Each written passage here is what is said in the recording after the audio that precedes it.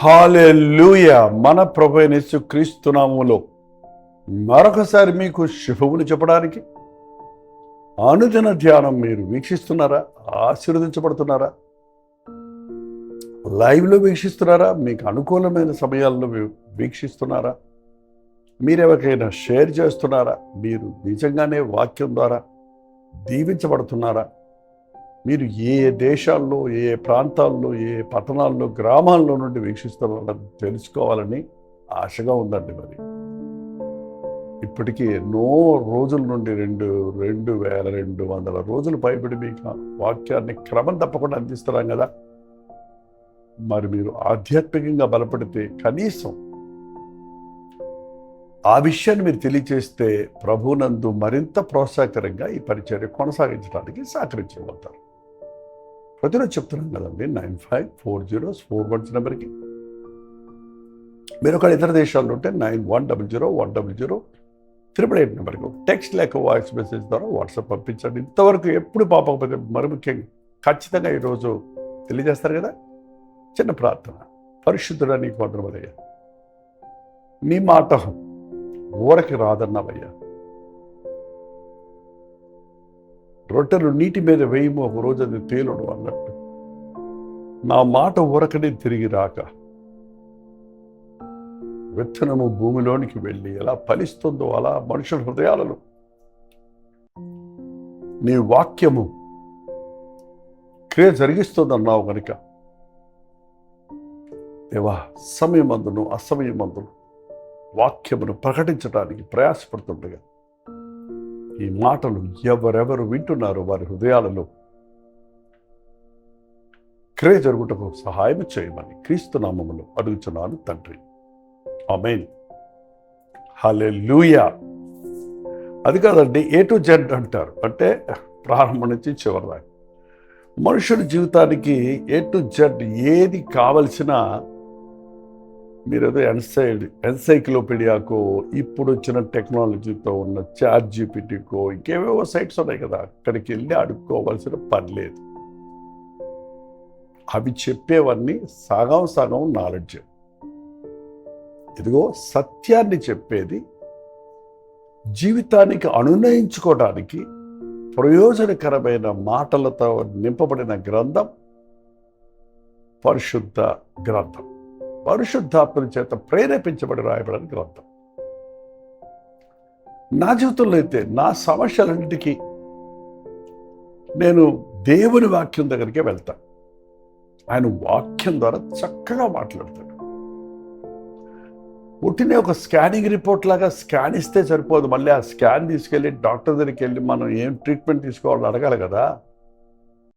Bible దగ్గరికి వెళ్ళినప్పుడు Bible మన జీవితాన్ని స్కాన్ చేస్తుంది. అలాగే మనం ఏం చెయ్యాలి, ఎలా ప్రవర్తించాలి, ఎలా అటువంటి లోపాల నుంచి సరవ్వాలన్న సొల్యూషన్స్ కూడా తెలియజేస్తుంది.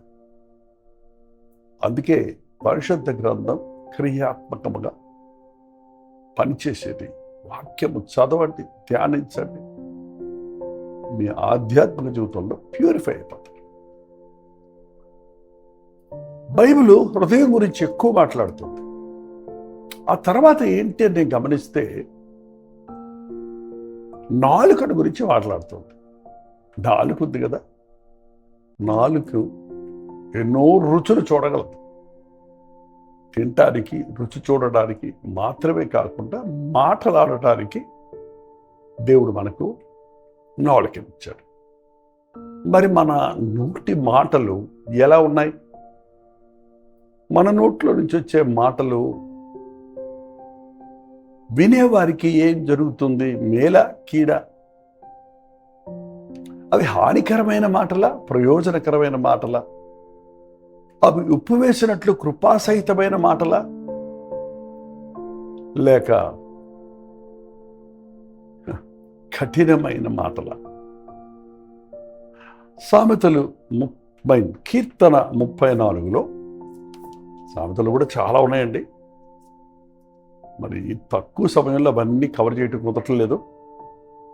నేను వాటిని ధ్యానిస్తున్నా, కానీ మీకు చెప్పాల్సి వచ్చినప్పుడు కొన్ని మాత్రమే చెప్పగలుగుతున్నా. మీరు పరిశుద్ధాత్మ ద్వారా ప్రేరేపించబడి మిగిలిన తెలుసుకుంటారు. కీర్తన 34:12 బ్రతుకగోడు వాడెవడైనా ఉన్నాడా?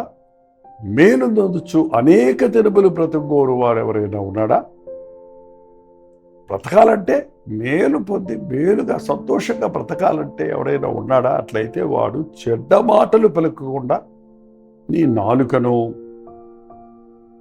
కపటమైన మాటలు పలుకకుండా నీ పెదవులను కాచుకొనుము. చెడ్డ మాటలు పలకకుండా నీ నాలుకను, కపటమైన మాటలు పలకకుండా నీ పెదవులను జాగ్రత్త పరుచుకో, కాచుకో. చెడ్డ మాటలు చాలా లాంగ్వేజెస్ ఉన్నాయండి, కానీ వల్గర్ లాంగ్వేజ్, బూత్ మాటలు, నీచమైన మాటలు ప్రసిద్ధికి ఎదుగుతున్నాయి. చిన్నపిల్లలు కూడా నేర్చేసుకుంటారు మన దగ్గర నుంచి. తల్లిదండ్రులు మీరు అవి మాట్లాడితే మీ భాషే మీ బిడ్డలు మాట్లాడినట్టు మీ యొక్క చెడు కూడా వారి నోట్లో నుంచి అలాగే వచ్చేస్తుంది చిన్నప్పటి నుంచి. ఆలోచించండి, ఎలా ఉన్నాయి మీ మాటలు? కొందరి మాటలు చేదైన మాటలు, విరక్తితో కూడిన మాటలు, ఎప్పుడు వెగటుగా ఉండే మాటలు, కృతజ్ఞత ఉండదు, స్తుతి ఉండదు, సంతోషం ఉండదు. అది వినేవారికి కూడా కృంగుదలనిస్తుంది, కానీ ప్రోత్సాహాన్ని ఇవ్వవు. చెడైన మాటలు, హానికరమైన మాటలు. కొంతమంది మాటలు ఎంతో హాని చేస్తాయండి. అనవసరమైన గుసగుసలు, సగం సగం తెలిసిన మాటలు, ఇతరుల గురించి చేసే నేరారోపణలు, చాడీలు అంటారు కదా మన ఆంధ్రాలో. చాడీలు అంటారా మీరు? లేకపోతే కొండేలు అంటారా? ఒకరి మీద ఒకరు కొండెములు చెప్పుకోకుండా ఉంది బైబిల్. అనేక సార్లు మన మాటలు మేలు కలుగు చేసేవిగా లేవు. ఇద్దరి మధ్య భేదాన్ని కలుగు చేసేవిగా ఉంటున్నాయి, విభజన కలుగు చేసేవిగా ఉంటున్నాయి. కాచుకో నీ నోటి మాటలను కాచుకో. అబ్యూజివ్ మాటలు అంటే, అబ్యూజ్ చేయడం అంటే హీనపరిచి ఇతరులను కృంగదీసేటువంటి నేరం మోపేటువంటి మాటలు. ఎలాంటి మాటలు? పాపపు మాటలు, బూతు మాటలు. కాలు జారితే తీసుకోవచ్చు, కానీ నోరు జారితే తీసుకోలేమన్నారండి. అందుకనే think twice before you speak. అరే, ఒకరు కృంగి వారు బాధలో ఉంటే వారిని మరింత కృంగు తీసే మాటలు వారికి అవసరమా? కృంగిన వారిని లేవనెత్తే మాటలు కావాలి కదా, ఆదరణ మాటలు కావాలి కదా. నీకు సగం తెలిసిన విషయాన్ని పెద్దగా నీకే తెలిసిందన్నట్టు గంభీరంగా చెప్పడం అవసరమా? నిజం బయటపడ్డప్పుడు నీవు ఫూల్ అయిపోతున్నావు, బుద్ధిహీనుడు అయిపోతున్నావు కదా. ఇంత కొంచెం నిప్పు ఎంత పెద్ద అరణ్యాన్ని కాల్చేసినట్టుగా ఒక చిన్న మాట ఎన్నో హానికరాలైన ఎంతోమంది హృదయాలను పాడు చేస్తుంది. నాలుగు చిన్నదైనప్పటికీ అది బహుగా అద్దిరిపడుతుంది. దాన్ని అదుపులో పెట్టుకోవడం నేర్చుకోవాలి. అది మన వల్ల కాదు. ప్రార్థించేవాడి నాలుక తన స్వాధీనంలో ఉంటుంది. దేవుడితో మాట్లాడేవాడు మనుషులతో మితంగా మాట్లాడతాడు, న్యాయంగా మాట్లాడతాడు. కొందరి మాటల్లో డంబం, కొందరి మాటల్లో వేషధారణ, మోసం, అన్యాయం, అపకారం చేసే మాటలు. బ్రతకాలనుకుంటే దేవుని కొరకు నిత్య జీవం కలగండి, నిత్య రాజ్యంలో ఉండాలంటే అబద్ధికులందరూ అగ్ని గంధకములతో మండే గుండంలో ఉంటారండి. ఆ మాట అవునంటే అవును, కాదంటే కాదన్నట్టుండా. నాలుకను అదుపులో పెట్టుకోవటం ఏ నరుడికి సాధ్యం కాదు.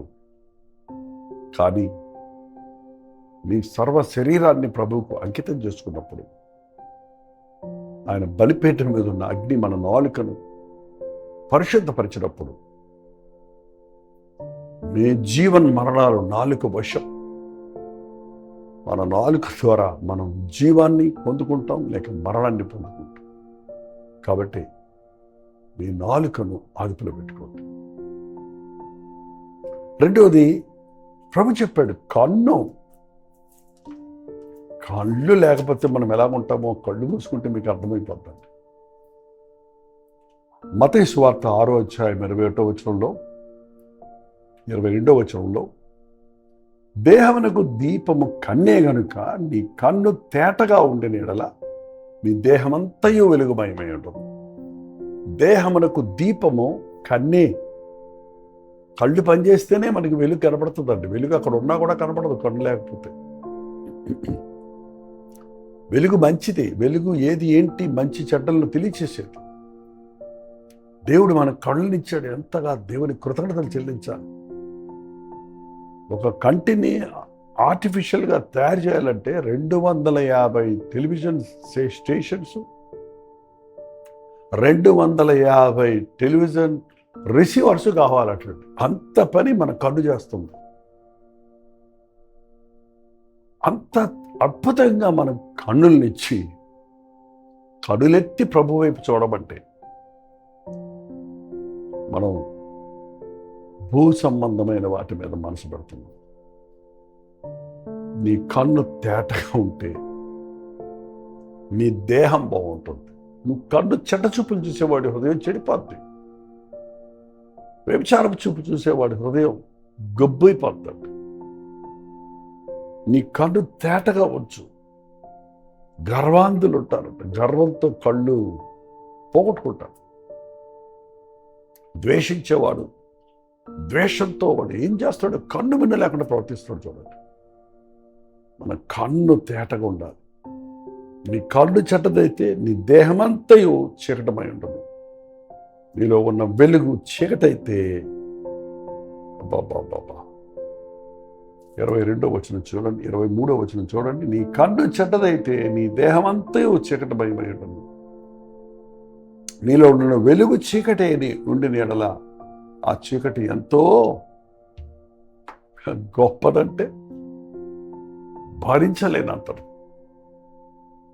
నీ కళ్ళు కాపాడుకో. వ్యర్థమైన వాటిని చూడకుండా నా కన్నులు తిప్పివేయని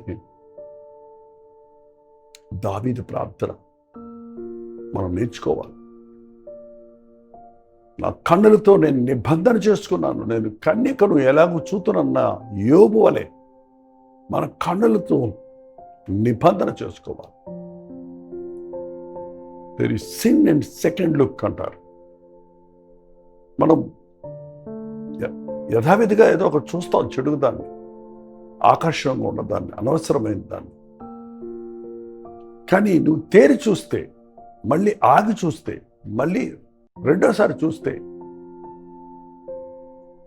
ఆ దృశ్యం నీ హృదయంలోకి వెళ్ళి చెడిపోయిందన్నమాట. నీ వాటి ఆకర్షించేవాడతాం. అందుకని నీ కన్నులు నీ ముందర సూటిగా చూడాలి. నీ కన్నులు ఎప్పుడు పక్క కన్ను ఓరకన్ను వద్దండి. పాపము మానలేని కన్నులు గలవారు ఉన్నారు ఈ లోకంలో. కళ్ళతోనే పాపం అంత.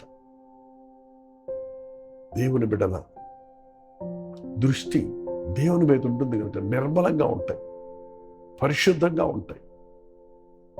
ఏ విధమైన అపవిత్రమైన ఆలోచనలకు చోటిచ్చేదిగా మన చూపులు ఉండవు. ప్రేమపూరితమైనవిగా, జాలి కలిగినవి, కరుణేమ కలిగినవి. మన యేసయ్యను చూడండి. కాపరి లేని గొర్రెల వల్ల ఉండడం చూసి వారి మీద జాలిపడి కనికరించి వారికి వాక్యం చెప్పాను. ఒక రోగిని చూసినప్పుడు, ఒక బాధలో ఉన్న వారిని చూసినప్పుడు ఆయన చూసి వారిని కనికరించాడు. మన కనులు ప్రభు వైపు చూచినదిగా, ప్రభు ప్రేమతో ఇతరులను చూచినదిగా మనం అభ్యాసం చేసుకోవాలి, నిబంధన చేసుకోవాలి. మన దేహమంతా అదుపులో ఉండాలంటే మన నోటి మాటలు, మన కంటి దృష్టి ముఖ్యంగా కాపాడుకోవాలి. అప్పుడే మన హృదయం శుద్ధిగా ఉంటుంది. మన హృదయం సరిగా ఉంటే మన బతికే సరిగా ఉంటుంది. అటు జీవితంలో దేవుడు మనకు ఇచ్చునుగాక. ప్రార్థన. పరిశుద్ధుడ, ప్రేమగల తండ్రి, మరొక్కసారి మా వైపు చూడయ్యా. మాకిచ్చిన అవయవాలు నాయన నిన్ను మహిమపరచటానికి, నీ మహిమను చూడటానికి, నీ మహిమను వర్ణించటానికి మాకు నాలుకనిచ్చావు. నీ తేజో మహిమను చూసి నిన్ను ఆరాధించుటకు మాకు దృష్టినిచ్చావయ్యా. మా మనోనేత్రాలు తెరిచి మహిమ రాజ్యం వైపు చూచినట్లుగా దేవుడు దేనికి శిల్పియుడని మారకుడే అన్నాడు. ఆ పట్టణము కొరకు కనిపెట్టిన అబ్రహాము అనే వెనుకున్న వాటిని మరచి ముందున్న వాటి కొరకు పరిగెత్తుటకు మా ఒక్కొక్కరికి నీ సహాయం చేయమని క్రీస్తు నామములో అడుగుచున్నాను తండ్రి. ఆమేన్. మన తండ్రి అయిన దేవుని యొక్క ప్రేమయు, కుమారుడైన క్రీస్తు యొక్క కృపయు, ఆదరణకర్త అయిన పరిశుద్ధాత్మ యొక్క సహవాసము కూడి వచ్చిన మనందరికీ ఇప్పుడును సదాకాలమును తోడయుండును గాక. ఆమేన్, ఆమేన్, ఆమేన్. దేవుడి స్తోత్రమే. ప్రార్థన స్తోత్ర భారాలు 954041 నెంబర్కి మీరు ఇతర దేశాల్లో ఉంటే 9100 నెంబర్ తెలియజేస్తూనే ఉండండి. మీకోసం మేము ప్రార్థిస్తున్నాం. డాక్టర్ పల్లెటూరు లైక్ చేయటం, షేర్ చేయటం, మీ పేరు, ఊరు కామెంట్ సెక్షన్లో టైప్ చేయటం మర్చిపోకండి. ఉచితమైతే మధ్యాహ్నం 3 గంటలకు హెచ్చరిక, అలాగే రాత్రి 9 గంటలకు కల్వరి ప్రతిధ్వనిలో మళ్ళీ కలుసుకుందాం. అంతవరకు దేవుని మహాకృప మీకు తోడైన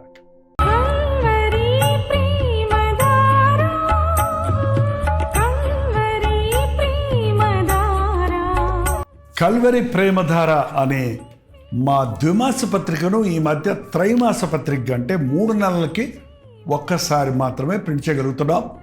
మరి గత 40 సంవత్సరాల పైబడి కొనసాగుతున్న ఈ పత్రికను ఆపు చేయటం ఇష్టం లేక దీన్ని త్రైమాస పత్రికగా మార్చున్నాం. మీరు కల్వరి ప్రేమధార పత్రికను చదువుతున్నారా? ఒక ఉచిత పత్రిక కావాలంటే ఇవ్వాలే మీ పేరు, చిరునామా, అడ్రస్తో పాటు ఇంటి నెంబర్తో పాటు క్లియర్గా పంపించండి. తప్పకుండా ఒక ఉచిత పత్రికను మీకు పంపిస్తాం.